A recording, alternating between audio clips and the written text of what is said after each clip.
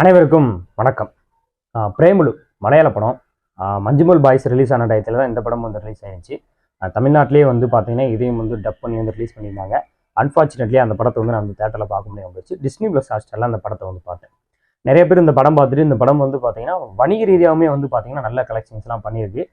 10 கோடி ரூபாயோ 15 கோடி ரூபாய்க்குள்ளே தான் அந்த படத்தோட பட்ஜெட்னு சொல்கிறாங்க. ஆனால் அந்த படத்தினுடைய கலெக்ஷன் வந்து பார்த்தீங்கன்னா 139 கோடி வரையும் வந்து கலெக்ஷன் பண்ணியிருக்கு. இதுதான் வந்து பார்த்தீங்கன்னா ஒரு பெரிய ஒரு வணிக வெற்றி அப்படின்னு சொல்ல முடியும். மலையாளத்திலே வந்து பார்த்தீங்கன்னா நிறைய கமர்ஷியலான ஆக்டர்ஸ் நிறைய பேர் இருப்பாங்க.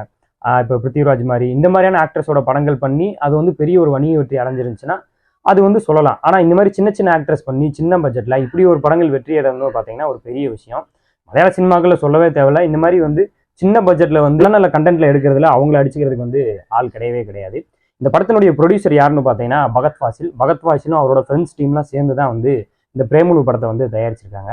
ஓடிடி ரைட்ஸ், சேட்டலைட் ரைட்ஸ் எல்லாம் சேர்த்தோம்னா இந்த படம் வந்து ஒரு பிளாக் பஸ்டரையும் தாண்டி பிளாக் பஸ்டான ஒரு படமா இருக்கும் அப்படின்னு எனக்கு தோணுது. ஏன்னா வணிக ரீதியாகவும் சரி, மக்கள் வரவேற்பும் சரி இவ்வளவு வெற்றி அடைஞ்ச ஒரு படத்தை வந்து ஓடிடியில் பார்த்ததுக்கு அப்புறம் நம்மளுடைய விமர்சனமா நம்ம என்ன வைக்கலாம் அப்படின்னு பார்த்தீங்கன்னா, இந்த படத்தில் இருக்கக்கூடிய கதாபாத்திரங்கள் சித்தரிக்கப்பட்ட விதத்தை வேணா நம்ம வந்து ஒரு பெரிய விமர்சனமா வைக்கலாம். ஏன்னா இந்த படம் வந்து தேட்டரில் ஓடும்பொழுது இந்த படத்துக்கு வந்து வணிக வெற்றி கூடாது, இல்லை இந்த படத்தை வந்து ஆதரிக்கக்கூடாது அப்படின்ற மாதிரியான ஒரு விமர்சனத்தை நம்ம வந்து கொடுக்கலாம்.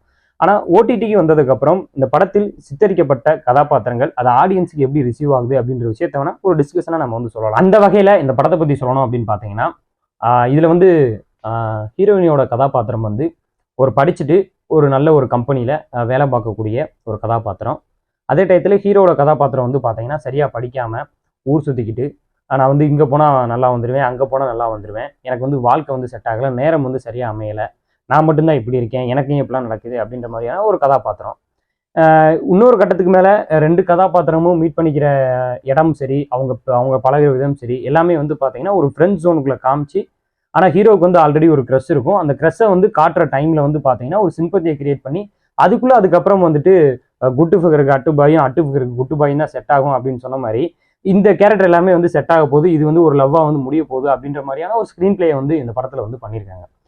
எனக்கு இந்த படத்தில் வந்து பிடிச்ச விஷயமா நான் பார்த்த விஷயம் என்ன அப்படின்னு பார்த்தீங்கன்னா, ஃபன் எலிமெண்ட்ஸ் நிறைய இடங்களில் வந்து பார்த்தீங்கன்னா ஃபன்னு நல்லாவே வந்துட்டு ஒர்க் அவுட் ஆயிடுச்சு.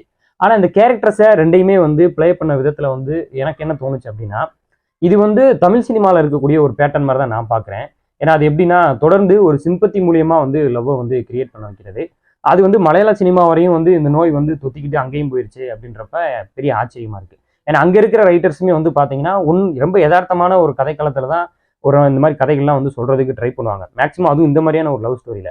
ஆனால் இது வந்து இங்கேருந்து தொத்திட்டு போன தொத்து வியாதி மாதிரி அங்கேயும் போயிட்டு வந்து சிம்பத்தியான ஒரு லவ்வை தான் வந்து எதுலேயுமே வந்து ஒரு பிளேஸ்மெண்ட் பண்ணி அதில் 2 கேரக்டர்ஸை வந்து பழக விட்டு அதுக்கப்புறம் 2 பேரும் அதில் வந்து சேர்றாங்க அப்படின்ற மாதிரியான ஒரு காட்சி அமைப்புகள் சினிமாவுக்கு பார்க்கும்பொழுது ஓகே அப்படின்ற மாதிரி தான் எனக்கு தோணுச்சு. அதுதான் அந்த படத்தில் இருக்கக்கூடிய டிஸ்கஷன் பண்ண வேண்டிய ஒரு மேட்டராக நான் வந்து பார்த்தேன்.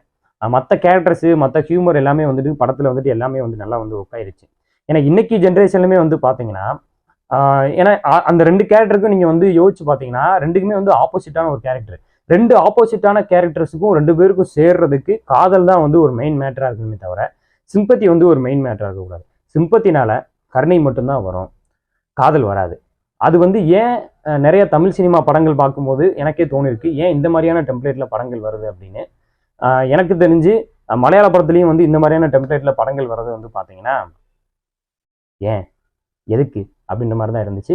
ஆனால் இருந்தாலும் இந்த படத்தில் வந்து பார்த்தீங்கன்னா அதில் இருக்கக்கூடிய ஹியூமர் இந்த விஷயங்கள்லாம் வந்து அந்த விஷயத்த ஓரளவுக்கு மழுங்கடிச்சிருச்சு அப்படின்னு சொல்லலாம். மற்றபடி வந்து எனக்கு ஜாலியாக ஃபன்னாக ஒரு படம் பார்க்கணும், ஒரு காமெடி ட்ராமா, ஒரு லவ் காமெடி ட்ராமா பார்க்கணும் அப்படின்னு பார்த்தீங்கன்னா டிஸ்னி ப்ளஸ் ஹாட்ஸ்டாரில் பிரேமுலு இருக்கு, போட்டு பாருங்கள். நன்றி, வணக்கம்.